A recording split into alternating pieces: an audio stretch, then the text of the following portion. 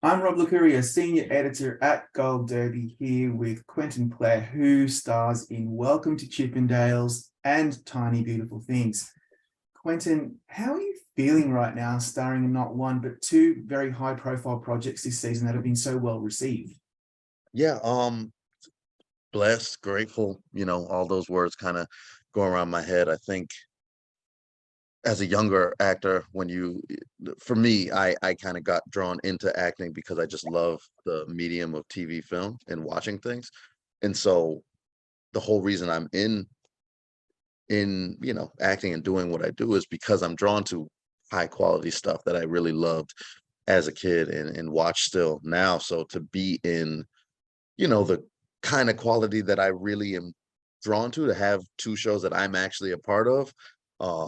So many times it was really surreal during that whole process of either filming or waiting for it to come out or filming the next right afterwards Yeah. and waiting for that to come out. It's really been kind of this, I don't know, just really eye-opening and just beautiful, validating process that's still going on right now, to be honest with you. Yeah, I can imagine. I mean, you've been working steadily for some time now, and you followed up some great work in The Good Lord Bird and Roswell, New Mexico, which, by the way, is my wife's favorite show. And Really, really. yeah, and Chippendales and Tiny represent quite a breakthrough, I think, for you. Last year, production started, I think, on Chippendales before Tiny Beautiful. Is that right? Yeah, for sure. We started in about I came back and I was doing the rehearsals and the dance process, my dance training right at the beginning of the year, but we actually started in about March. And then the last date was July 19th for Chippendales, and my first day for Tiny Beautiful was July 20th. So literally went from one right to the next, day to day. Yeah. That's fascinating. And because they're such different beasts, and Yes. it obviously gave you a really fantastic opportunity to demonstrate your versatility. And I remember thinking, like, is that the guy from Roswell? And then obviously it is. And then I figured my main takeaway is like, wow, what a, I mean, it sounds kind of douchey, but what a blessing to be able to be given material that is so different to really show what you're capable of. So what was your main takeaway from working on both projects? Yeah, I felt like with Welcome to Chippendales, it was just something so unique, something I would have never thought I would have had the opportunity to do or would have done. Like I'm pretty reserved. Stripping is not something that I was on my bucket list. It really wasn't. So just to have this opportunity to do it and in such a realistic way, like that was a moment in time. You know what I mean? It Yeah. really especially with the character of Otis having to deal with so much, being the only black dancer at the club, the time that it was the early 80s in Los Angeles. I think there was a lot to deal with there, with it being a period piece. And then to go straight from that to, like, acting directly across from Catherine Hahn in a very, very grounded, very, in a sense, slice of life, father with the child, kind of a family unit trying to figure things out, going directly from it. It really did. It was such a fulfilling time as an artist to really be able to just hit all parts of things that interest me, because I Yeah. really did love the big glitz and glam of being on stage and dancing, with people cheering for me of Chippendales. But I also really loved the, like, very intimate two people either in a therapist's office or, two people in a living room or three people in a living room as a family unit, that intimate kind of grounded, very personal acting, and to do the two back to back, it was just really, it was just like you said, it was a blessing, honestly. Yeah. And what really took me by surprise with Tiny Beautiful Things was how it walks this really delicate, fine tonal line between drama and comedy. And it's Mhm. sometimes quite profound. And then it makes me laugh out loud in the next scene. And that is not an easy thing for a show to do properly. 100%. What did you think of that dynamic when you first read the script and then you're in production and you realized this is going to be something very nuanced and beautifully written, and you're going to have to bring your A game? 100%. It was one of the things, like when I first got the script and, knew I was cast, I was reading and I was like, oh, we're gonna have to be very specific about what the tone of this is, or else it can kind of get lost in it. And then I got to the first table read, and especially with the nature of the show, so much of it is, we had our time period and then the flashbacks as well. So much of the show, you know, I don't put my imprint on just because it's, in another part of time. So a lot of it, I was like, oh, I wonder how this is going to turn out. So we got to the table reads, and I'm just seeing all these incredible actors and actresses just going through it and seeing it all, as one, read all at one time. And I was like, oh, wow. Yeah, I get it now. 100%. I really get it. And then, first day I get on set, I'm having one of the big arguments with Catherine, and she's just letting it go. And I was very quickly like, all right, you got to step up your game. Like you better perform, or else she's gonna blow you off the screen. And so it was real quick. Like, nah, day one, there is no holding back. So it was really great in the way that it all worked out, because of that first day. I just got to just be like, okay, you're here now, go. And I think it really, was good for me the rest of the series. I always wonder this because obviously production schedules are done for a very good reason, but Mm. sometimes it's like just the luck of the draw that you get to Yeah. start with something like that where you really just get to launch in, and it kind of sets the tone for you internally as to how that shoot is going to be. So, oh, that's good. That's really good for you. You're able to really go there straight away. Mhm. It was really great because it just kind of, any nerves that I may have had as an actor coming into and playing a husband of someone that I've grown up seeing, and someone that's in this incredible moment in their career, with her coming off all the stuff she's doing, and really just a moment of people really appreciating the artist that she is. I think in a way, coming into all that, there is a way to be intimidated by that.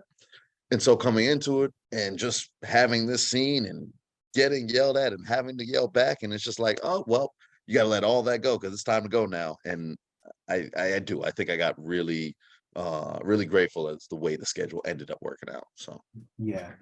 As you mentioned, Catherine Hahn she's really having a moment. She was nominated for an Emmy for Transparent. I thought that was yeah. incredible. Then, of course, Agatha in the Hmm. Marvel stuff. Mrs. Fletcher, to me, was one of the Yeah. best things she's ever done. And now this, some of her best work to date. What I love about her is, and I've chatted with her, I know she's a very warm and open person, Yeah. but she tackles scenes in these very unexpected ways. She has these inflections, this Mhm. warmth and vulnerability that's going on behind her eyes. What did you most value about her creatively when you're with her in a scene? Yeah, we had met beforehand to kind of flush out what our backstory was going to be and everything.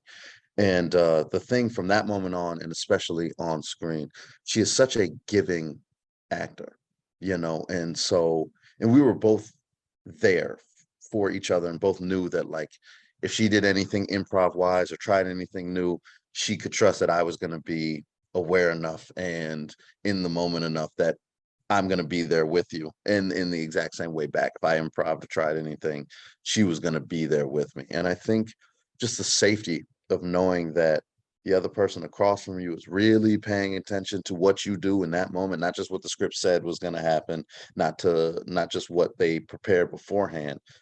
It really just gives you that kind of um that license to just go with whatever your instincts is telling you to do, because you know that it's going to change the scene in a beautiful way, and it's going to cause her to do something, and like they say, the tennis match. And you're right, she does so many things that are unexpected, that it really just allowed me to, in a way, I couldn't do any anticipating, because there's nothing to anticipate, because she's not going to do it how I would ever anticipate. And that just, keeps you that aware and keeps you that good. And I think it really breeds beautiful, connected acting. And I think there was um, a lot of that on the set, and really, enjoyed that dynamic.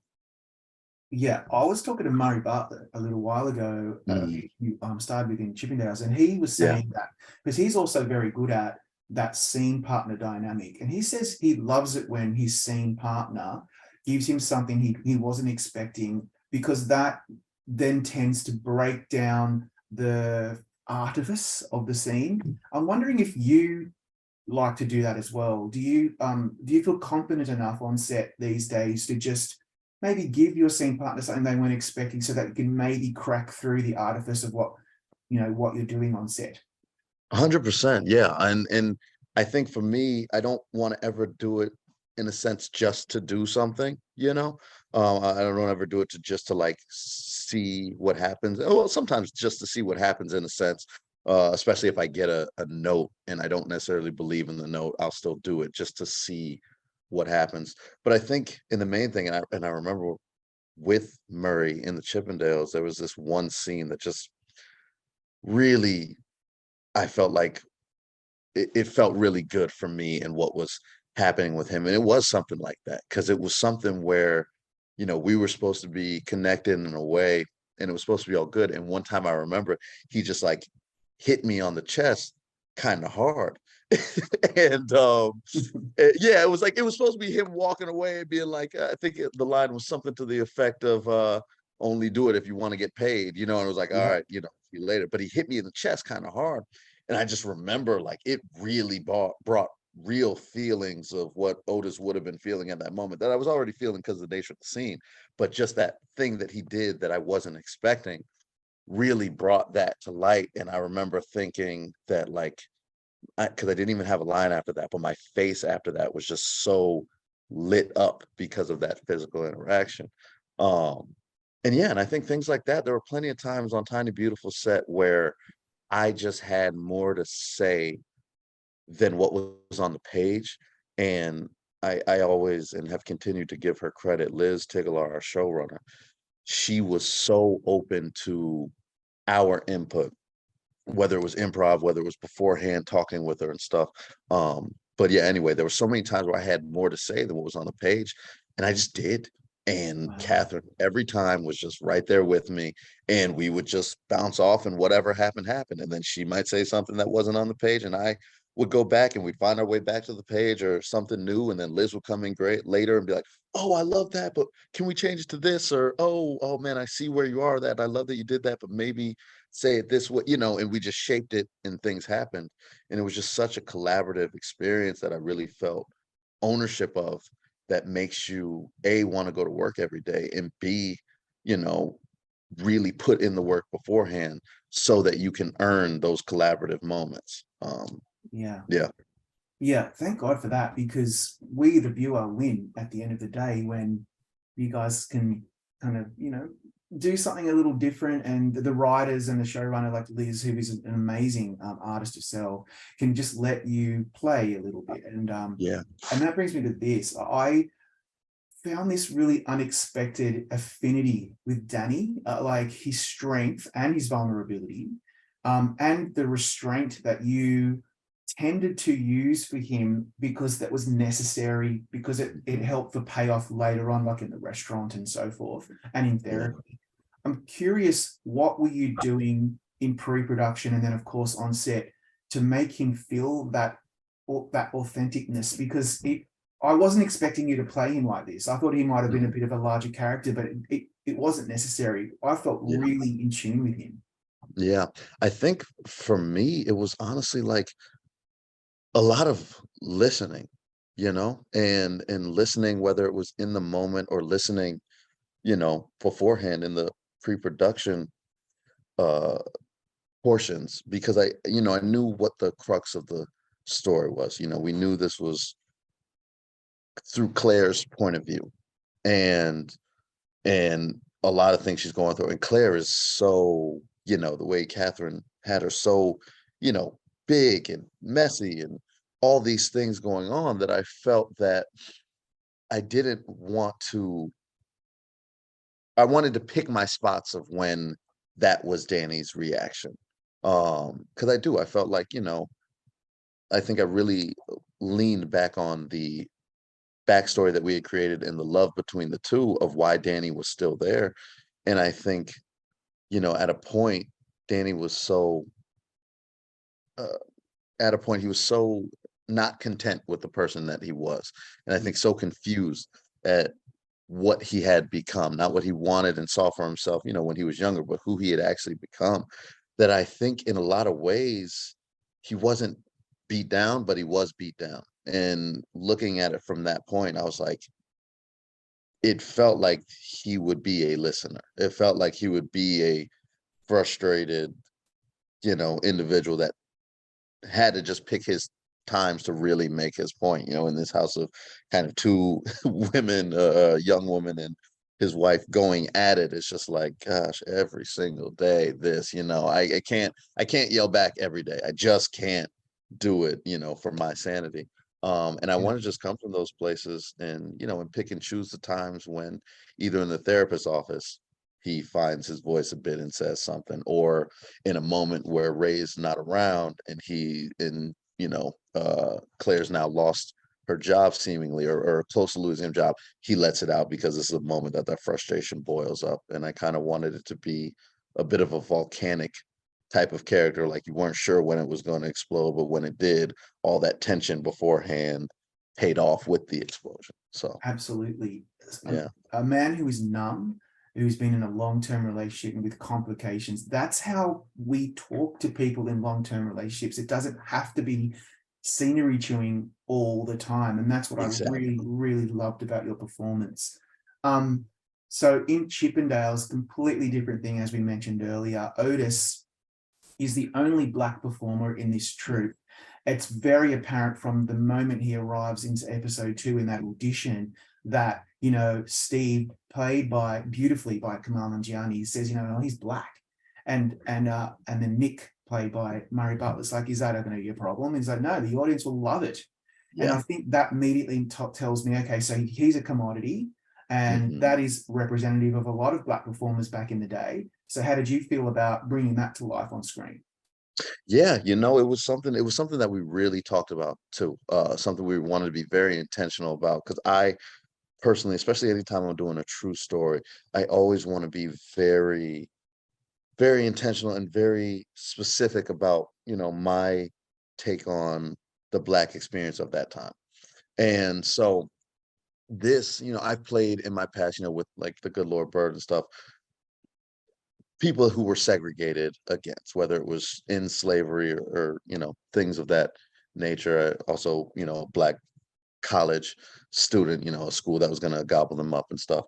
But this was the first time where I thought I got to play a more nuanced, not more nuanced, but a nuanced look at when that segregation, or when that I'm losing my words here, It's but like it's that otherness. I mean, we're talking about yes, 1980s LA, and yes, it's still happening today. But I mean, that was 100%. very interesting to me. Yeah, for sure. And where that view was actually on the surface level a positive, you know, Yeah, where he was lifted up because he was the only Black one, where he was desired sexually because he was the only Black one, which by themselves are things that feel good. Like, oh yeah, a bunch of women cheering for me. That right. feels good, you know, being the sexual, you know, desire feels good. But understanding that underneath that, the reasoning why was something that wasn't, you know, that wasn't a good feeling, that was coming from a, gosh, losing my words, from a place where I was being fetishized. That's what I was looking Yeah, for, the word. absolutely. And I wanted to be very specific about that, because I know that's a very palpable thing that I know Black men, including myself, have felt, being fetishized for being the Black bull or Black, you know, whatever it is, all the way back to slavery times. So I was very excited by playing that dynamic. And I thought, you know, we did a good job at going about it. And I thought the use of the background that we used in the club really elevated that for me, because you know, we want to stay really true to the how the club looked at that time, and you know, who Steve was letting in. And it really was interesting, and it brought up some real emotions dealing with it and going through it, and I really was proud to have gone through it in that way. Yeah, it's such great work. They're both really, really impressive limited series. And Thank you. Quentin, thank you for your time today. Congratulations on some beautiful work in both of them. Thank you so much. And I really enjoyed talking with you so much.